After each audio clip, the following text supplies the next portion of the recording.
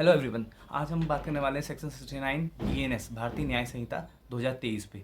और ये एक न्यूली एडिट सेक्शन है जो बताता है कि ऑफेंसेस अगेंस्ट वुमेन से रिलेटेड है।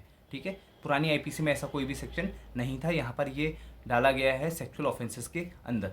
तो सेक्शन 69 जो है इसकी हेडिंग है sexual intercourse by employing deceitful means. ठीक है, और सेक्शन बात करता है हुएवर बाय डिसाइटफुल मीन्स और making any promise without any intention making any promise of marrying a woman without an intention to fulfilling the same have sexual intercourse, and such sexual intercourse shall not amount to the offense of rape, shall be punished with imprisonment of either description which may extend to 10 years, and shall also be liable to fine। ये इसकी heading है।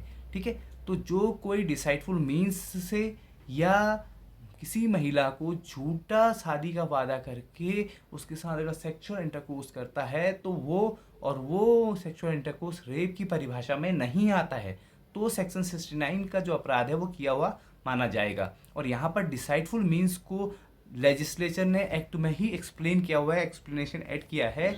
इसने कहा है डिसाइडफुल means का मतलब होता है इंड्यूस करना। किसके लिए? आप फॉल्स प्रॉमिस कर रहे हो प्रमोशन का किसी को, फॉल्स प्रॉमिस कर रहे हो एम्प्लॉयमेंट का किसी को, आप अपनी आइडेंटिटी को सप्रेस करके अगर किसी को इंड्यूस कर रहे हो तो ये डिसाइडफुल मीन्स में आ गया। तो और यहाँ पर पनिशमेंट रखा गया है अप टू 10 ईयर्स और फाइन। तो ये जो सेक्शन है ये हम कह सकते हैं कि ये अगेंस्ट मेंस है। ठीक है, और ये सेक्शन अपने आप में मुझे वेग लगी क्योंकि हम जानते हैं ऑनरेबल सुप्रीम कोर्ट ने वेरियस डिसीजन में लिव इन रिलेशनशिप को, जो लिव इन रिलेशनशिप है between consenting adults of opposite sex, बताया है कि does not amount to any offence. Supreme court ने कहा है कितने केसों में कि जो लिव इन रिलेशनशिप है कंसेंटिंग एडल्ट्स में वो कोई अपराध की कैटेगरी में नहीं आएगा। और लिव इन रिलेशनशिप को relationship in nature of marriage माना भी है इन protection of women from domestic violence act के अंदर। और अभी हम रिसेंटली जानते हैं कि उत्तराखंड गवर्नमेंट ने यूसीसी यूनिफॉर्म सिविल कोड जो आर्टिकल 44 से पावर मिलती है तो वो पास किया है। उसमें उन्होंने पार्ट 3 के अंदर लिव इन रिलेशनशिप को मान्यता दी है और वहाँ पर बताया भी है कि आप लिव इन रिलेशनशिप का प्रोसीजर क्या होगा। आप the child born of live in relationship shall be legitimate जैसा पहले था, उसके बाद उनको मेंटेनेंस का भी वो राइट दिया है। अब आप एक तरफ तो सब कुछ लिव इन को आप मान्यता दे रहे हैं, लेकिन साथ में आप सेक्शन 69 को इन्वोक करके उनमें से ही एक पार्टनर को आप ऑफेंडर या एक्यूज बना दे रहे हैं। सपोज एक कपल है, they are in live in relationship, due to some circumstances शादी नहीं हो पाई या वो आगे कैरी फॉरवर्ड नहीं कर पाए। लड़की ने जाके लड़के पे केस कर दिया कि इसने मेरे साथ ऑफेंस किया है और सेक्शन 69 के अंदर मुकदमा दर्ज हो गया।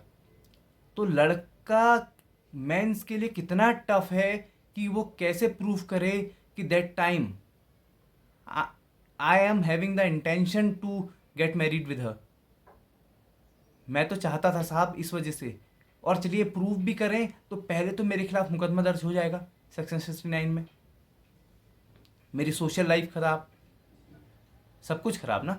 तो इसलिए ये जो सेक्शन है ये वेग है, अगेंस्ट मैन है। ठीक है, और यहाँ पर और लड़की अगर इसी में इन अदरवाइज अगर लड़की लड़के को छोड़ के चली जाती है तो लड़का 69 का लाभ नहीं ले सकता, सेक्शन 69 का लाभ लड़के को नहीं मिल सकता, सिर्फ ये लड़कियों के लिए है।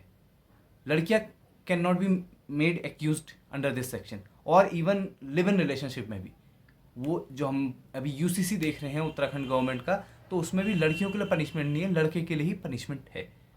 और ये एलजीबीटी कम्युनिटी की उनको बात नहीं करता, ये एलजीबीटी कम्युनिटी को भी छोड़ता है। ठीक है, उनको आउट ऑफ द बॉक्स रखा हुआ है इस सेक्शन ने।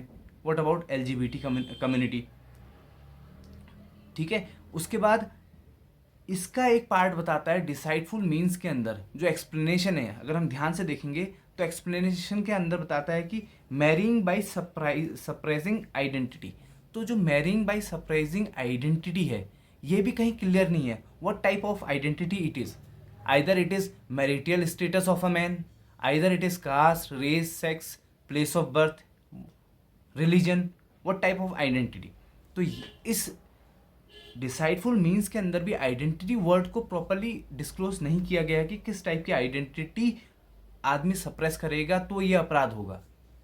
ठीक है, तो मुझे ऐसा लगता है कि ये जो धारा है कहीं ना कहीं it violates the right to equality which is enshrined under Article 14 of the Constitution of India, right to expression, right to life and personal liberty of every individual. So और अभी हम जानते हैं कि इसी से related Kerala honourable Kerala high court में PIL अभी पेंडिंग है। लेट्स सी सेक्शन का मतलब क्या रिजल्ट आता है।